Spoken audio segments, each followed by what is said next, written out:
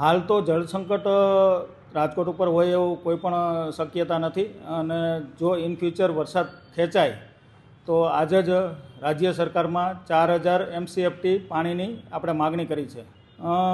1 મહિનો રાજકોટવાસીઓને પાણી ચાલે તેટલું બંને જળાશયોમાં પાણીનો સ્ટોક છે અને ભવિષ્યમાં કંઈ પણ આવો વિષય આવે જળસંકટને લઈને તો રાજ્ય સરકાર પાસે આપણે પાણીની માગણી કરેલી છે. લોકોને હું અપીલ કરવા માગીશ કે પાણી જરૂરિયાત પૂરતું વાપરે અને ખોટો બગાડ ના કરે, જેથી કરીને કોઈ પણ એવી પરિસ્થિતિ આવે તો આપણે એમનો સહેલાઈથી સામનો કરી શકીએ. રાજકોટમાં 1 મહિનો ચાલે એટલો પર્યાપ્ત પાણીનો સ્ટોક આપણા જળાશયોમાં ઉપલબ્ધ છે.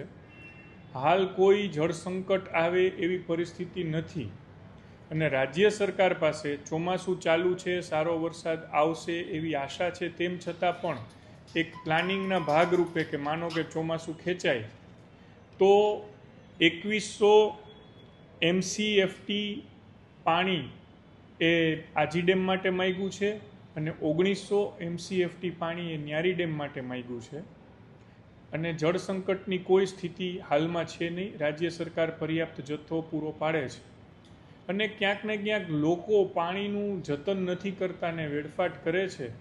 એમને મારી અપીલ છે કે પાણી પણ એક જતનલાયક જણસ હવે બની ગઈ છે, તો જરૂરિયાત મુજબ અને ખપ મુજબ એનો ઉપયોગ કરશો એવી વિનંતી છે.